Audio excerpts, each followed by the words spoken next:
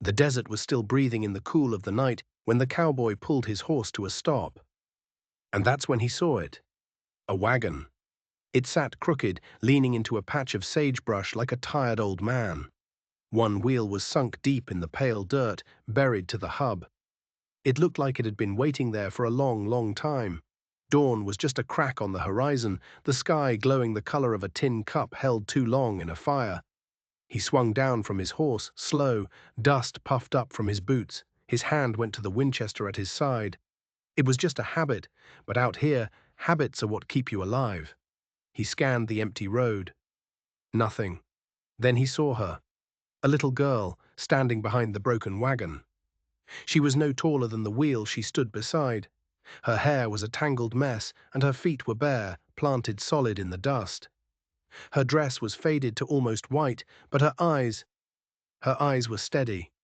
She was holding a small piece of bread in both hands. Like it was gold, she took a step forward, and she said something that made the air go still.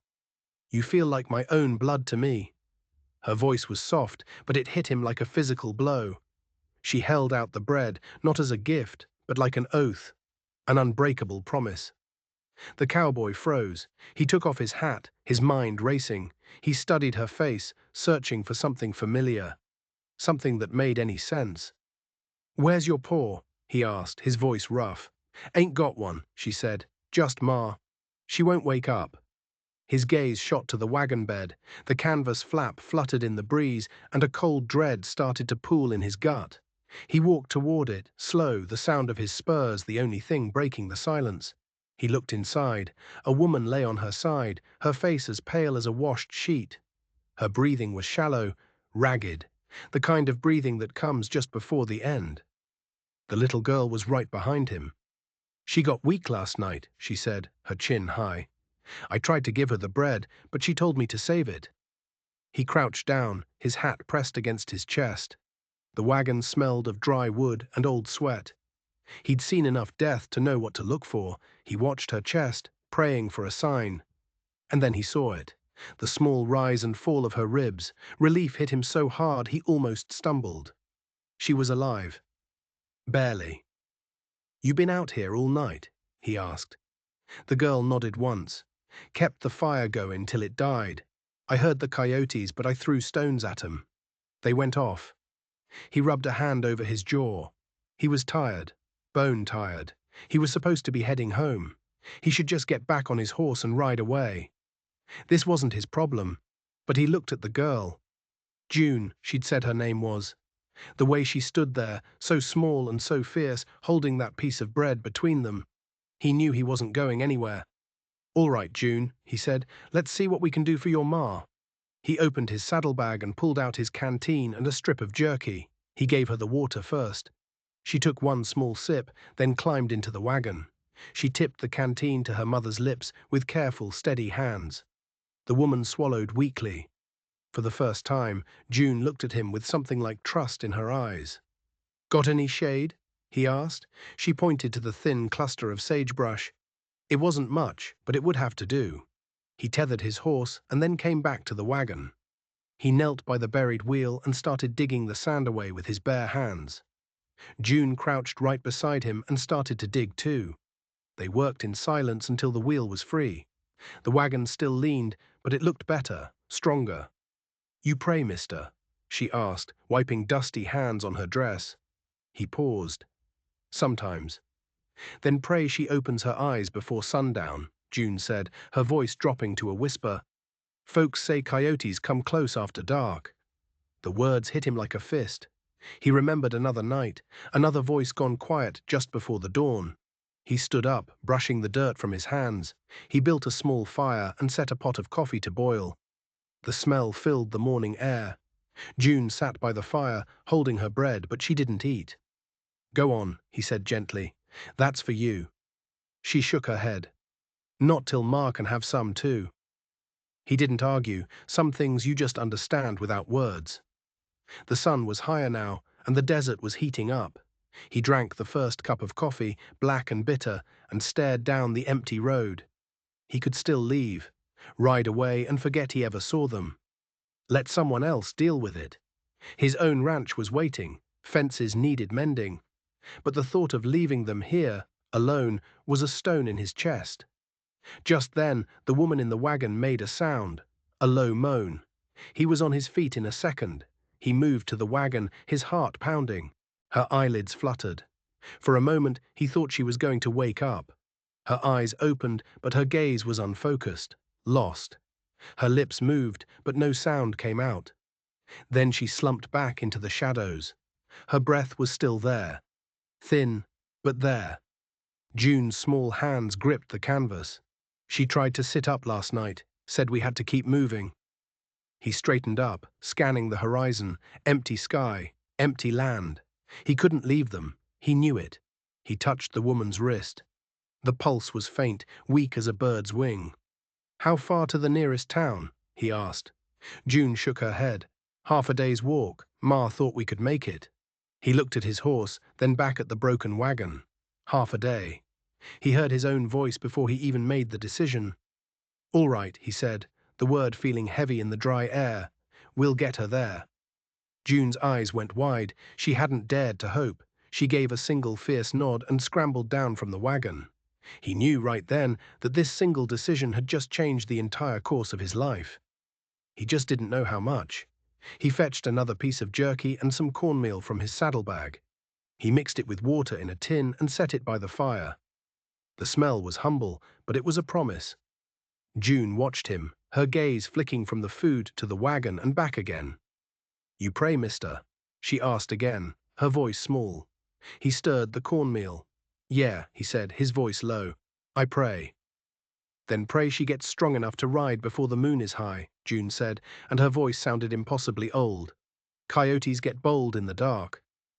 He didn't say anything. He just watched the flames dance. Then he gave a slow nod, like he was sealing a deal with God himself.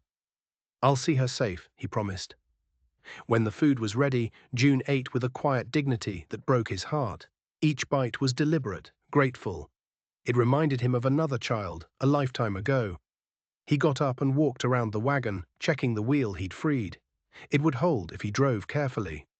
He tightened a pin on the axle, his hands moving with a sureness he hadn't felt in years. June followed him like a shadow. "You know wagons," she said. It wasn't a question. "Enough," he grunted. "Where you headed anyway?" he asked her.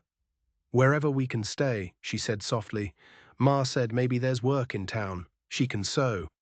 He glanced at her patched dress. "And you?"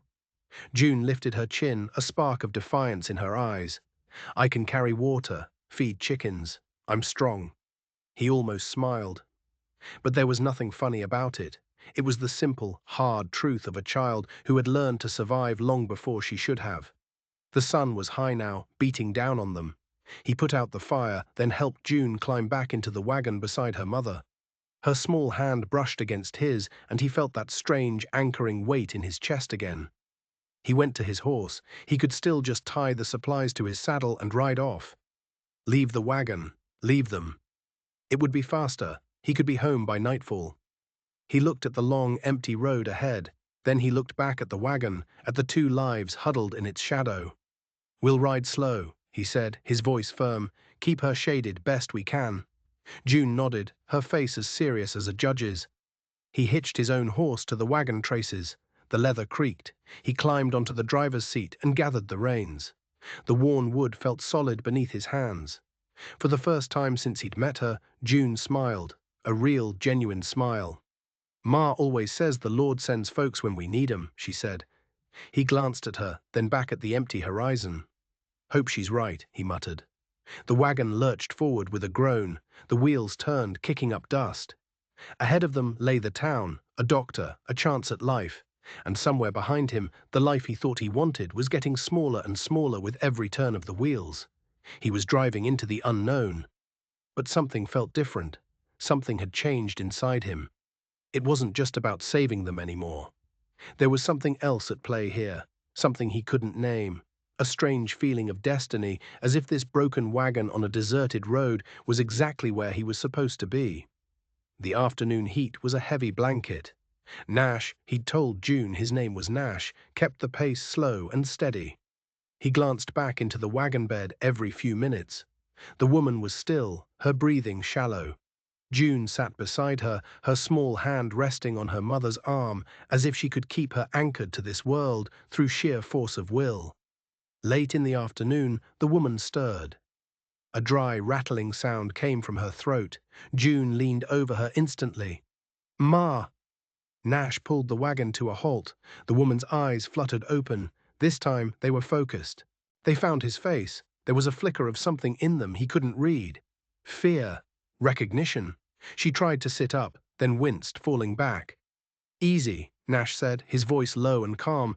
"Save your strength." Her lips parted. A single word escaped, a dry whisper. "Where?" "Still on the road," June told her gently. "He's taking us to town. His name is Nash." The woman's gaze moved from June, back to him. It lingered there. It felt like she was looking right through him, seeing something he'd kept hidden for years. He offered her the canteen. She drank, each small swallow an effort.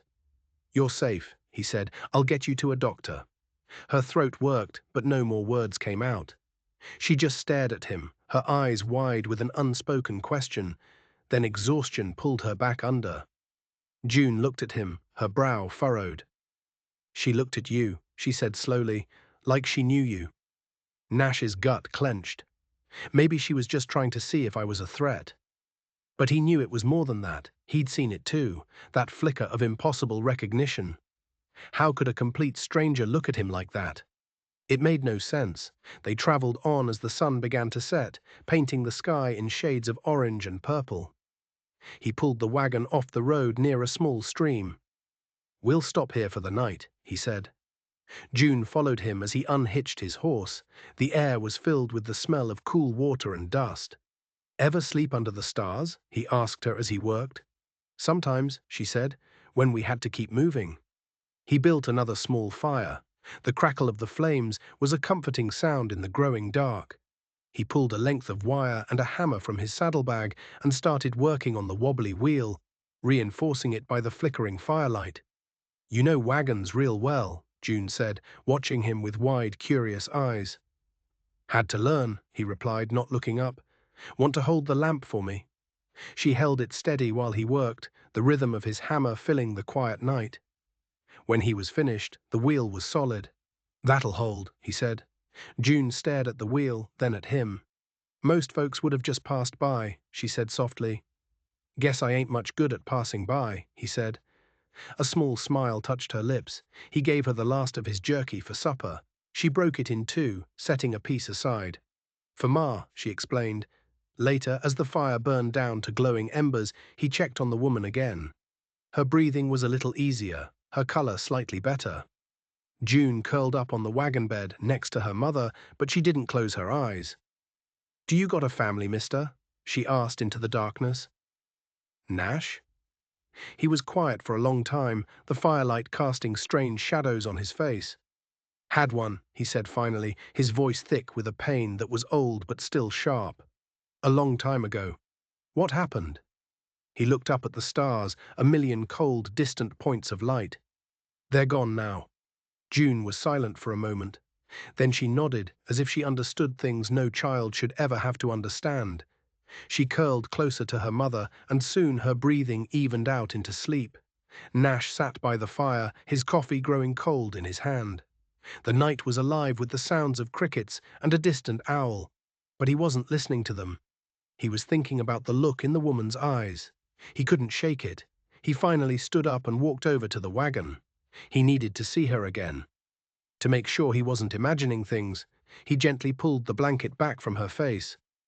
In the soft moonlight, she looked peaceful, younger, and that's when he saw it. Something he hadn't noticed before.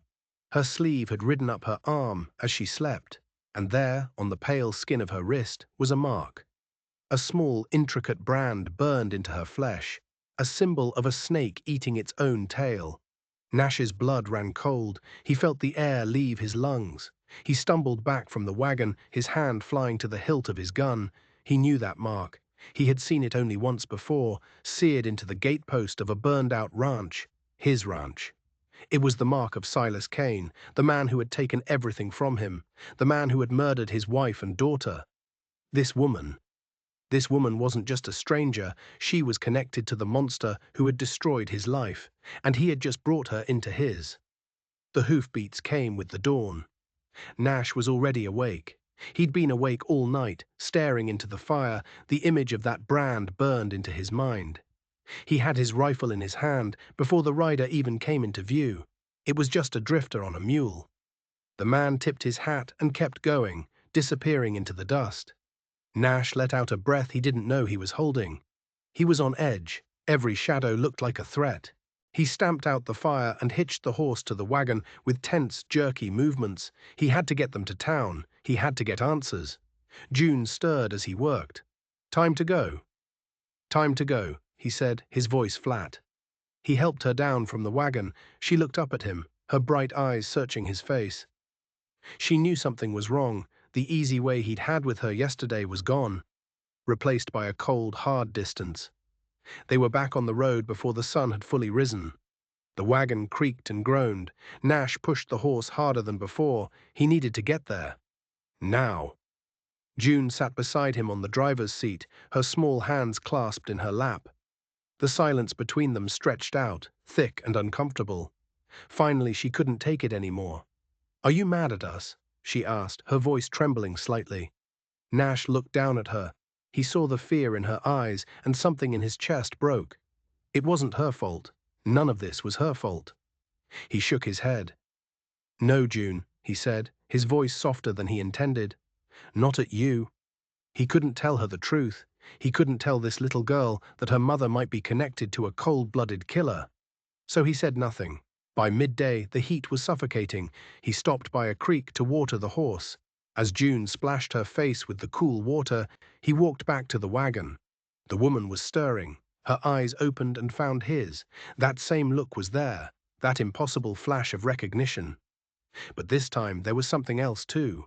Fear, pure, undiluted fear. She reached for his sleeve, her fingers surprisingly strong. "You keep her safe," she whispered, her voice a ragged plea. "Promise me." "I will," he said, the words tasting like ash in his mouth. He didn't know if he was making a promise to her or to the ghost of his own daughter. They pushed on. The miles crawled by. June started humming a sad, simple tune. Without thinking, Nash found himself humming along.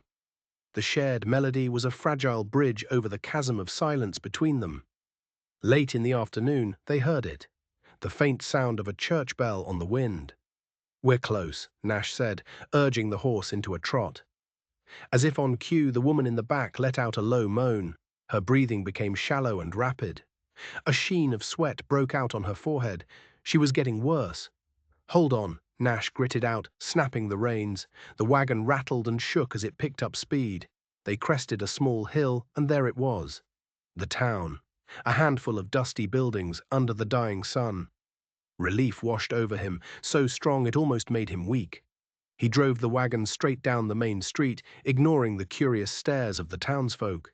He pulled up hard in front of the doctor's office, the horse snorting and stamping. He jumped from the seat before the wheels had even stopped turning. "Doc!" he roared, his voice raw. The door flew open. A thin, grey-haired man in spectacles appeared. "What is it?" "Woman's sick," Nash said, his words clipped. "Bad. Bring her in." Nash didn't hesitate. He climbed into the wagon and lifted the woman into his arms. She was terrifyingly light. Her head lolled against his chest. June scrambled out after him, her small face pale with fear. He carried her inside. The office smelled of antiseptic and old paper. The doctor pointed to a cot, and Nash laid her down gently. The doctor went to work immediately, his movements quick and efficient. June stood by the cot, her hands twisting the fabric of her dress. Is she going to be all right?" she whispered. The doctor didn't look up from his work. "I'll do what I can, child." Nash felt June press up against his leg, seeking comfort. He placed a hand on her shoulder, his fingers gripping her small frame tightly. They stood there, frozen, as the doctor worked. The sounds of the town outside, a hammer striking metal, a dog barking, seemed to come from another world. The only thing that mattered was the quiet, desperate fight for life happening on that cot. Finally, after what felt like an eternity, the doctor straightened up. He wiped his brow with the back of his hand. He looked from Nash to June, his expression grim. "She's dangerously weak," he said, "dehydrated, starved. But the fever is from an infection, an old wound that's gone bad." He gently pushed back the woman's sleeve. And there it was, the brand, the snake eating its own tail. It was red, swollen and angry, the source of the poison that was killing her. The doctor looked at Nash, his eyes sharp. "You know what this is?" Nash could only nod, his throat too tight to speak. The doctor's face hardened.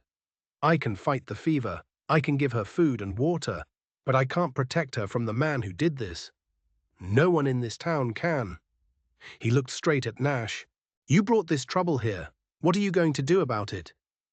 The question hung in the air, heavy and damning. The doctor worked through the night.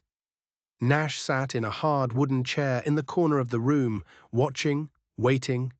June had fallen asleep on a pallet on the floor, her small face tear-stained even in sleep. Every time the woman, Ilara, the doctor had found her name stitched into the hem of her dress, cried out in her fevered delirium, Nash felt it like a knife in his own gut. He was a fool, a blind fool. He had seen a woman and a child in need and charged in without thinking. Now the past he had tried so hard to bury was here, in this small room, breathing the same air. Just before dawn, the fever broke. The doctor slumped into a chair, exhausted but relieved. "She'll make it," he said, his voice raspy. "She's a fighter." Nash felt a wave of relief so powerful it left him dizzy. But it was followed by a cold dread. She was going to live, which meant he was going to get his answers. A few days passed. Ilara slowly regained her strength.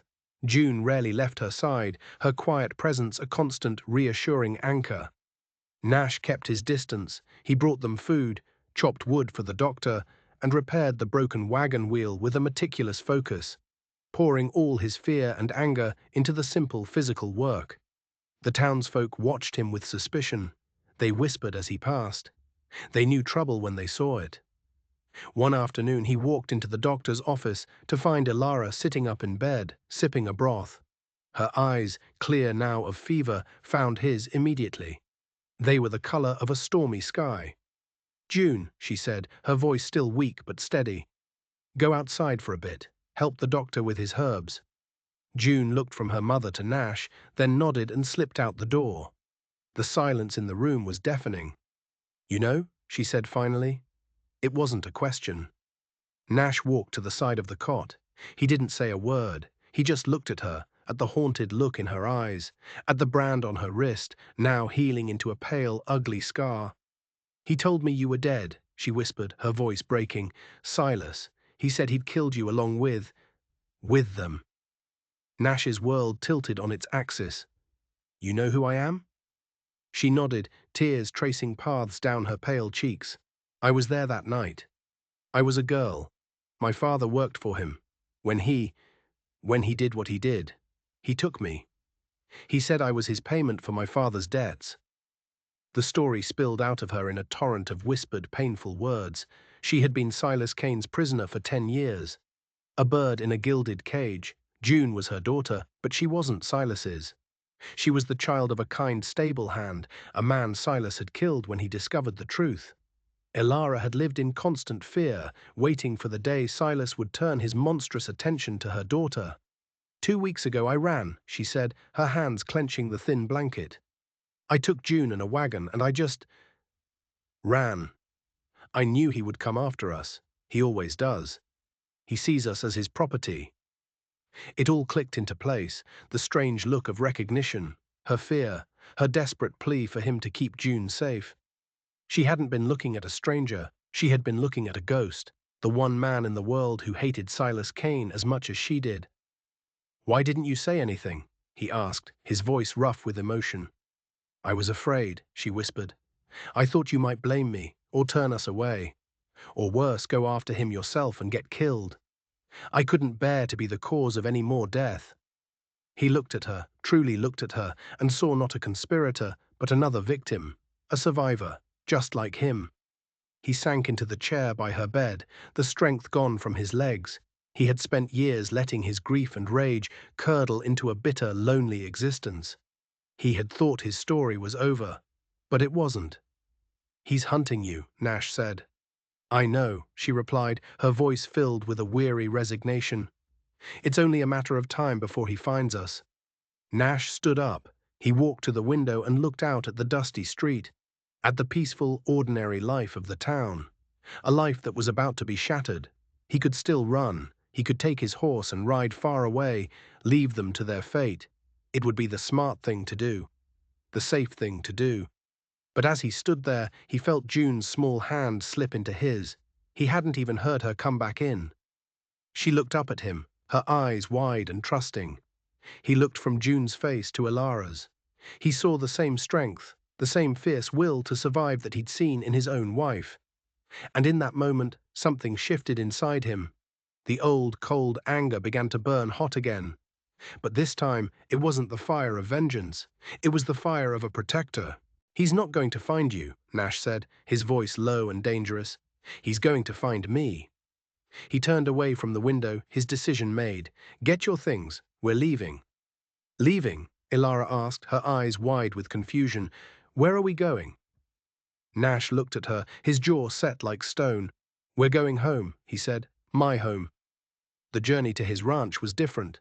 It wasn't a rescue anymore, it was a retreat, a preparation for war. They traveled fast, pushing the horse hard. Nash's ranch was a 2-day ride from town, nestled in a small defensible valley he hadn't set foot in since the fire. The closer they got, the heavier the memories became. He saw ghosts at every turn. His wife laughing on the porch. His daughter chasing butterflies in the tall grass. When they finally arrived, the sight of it almost brought him to his knees. The main house was gone, just a blackened stone chimney reaching for the sky like a skeletal finger. But the barn was still standing, and so was the small bunkhouse where he'd lived as a young hand. It was a graveyard of a life he'd once loved. "This is it," he said, his voice hollow. Ilara looked at the ruins, then at his face. She didn't offer pity. She offered something better. Understanding. "We can make it strong," she said. And so they went to work. Nash taught Ilara how to shoot, his hands steady on hers as he showed her how to aim the old Winchester. She was a natural. Her fear gave her a focus as sharp as a razor's edge. June, too small to handle a rifle, learned to reload. Her small, nimble fingers quickly mastered the task. She worked with a silent, grim determination that chilled him to the bone. They fortified the bunkhouse, boarding up windows, reinforcing the door. They mapped out sight lines and firing positions. As they worked, something unexpected happened. The desolate ranch began to feel like a home again. The sounds of their work filled the empty spaces. The smell of Ilara's cooking from the campfire pushed back the scent of old ashes. One evening, as they sat by the fire, June leaned against him, her head resting on his shoulder. "You're going to keep us safe, right, Nash?" she asked. "I am," he said, his voice thick. He wasn't just protecting them. He was protecting this fragile, new thing that was growing in the ruins of his old life. A second chance he never thought he'd get. A week after they arrived, a rider appeared on the ridge. Not a drifter this time. The man sat on his horse for a long time, watching them before turning and riding away. A scout. "They know we're here," Ilara said, her hand going to the pistol at her hip. "I know," Nash said. "Let them come." The wait was the hardest part. The days were tense, the nights filled with an almost unbearable silence. Every rustle of the wind, every cry of a coyote sounded like approaching hoofbeats. Then one morning they appeared. A group of riders on the horizon, their forms dark against the rising sun. At least a dozen of them, and at their head a man on a big black horse, Silas Kane. Nash watched them approach, his heart a cold, steady drum in his chest. He felt Ilara take up a position beside him, her rifle resting on the windowsill. He saw June crouched behind a stack of crates, bullets laid out in neat rows, ready. They weren't afraid. They were ready. "Stay here," Nash said to Ilara. "Don't fire until I do." He walked out of the bunkhouse and stood in the open, his Winchester held loosely at his side. He stood in the shadow of the chimney, the last remnant of the life Silas had stolen from him. The riders pulled up 100 yards away. Silas Kane dismounted and walked toward him, a cruel smile twisting his lips. He was just as Nash remembered, handsome, charming, with the eyes of a predator. "Nash," he said, his voice smooth as honeyed poison, "I heard you died. Ashamed to find out the rumors were false." "You came for your property, Silas?" Nash asked, his voice deceptively calm. Silas chuckled. "She is mine, and the girl.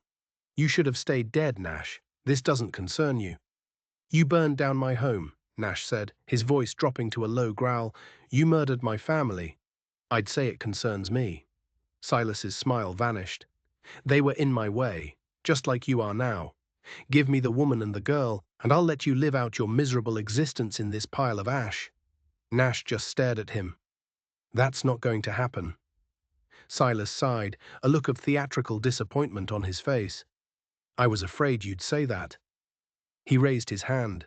His men raised their rifles, but before he could drop it, a shot rang out, not from Nash, from the barn.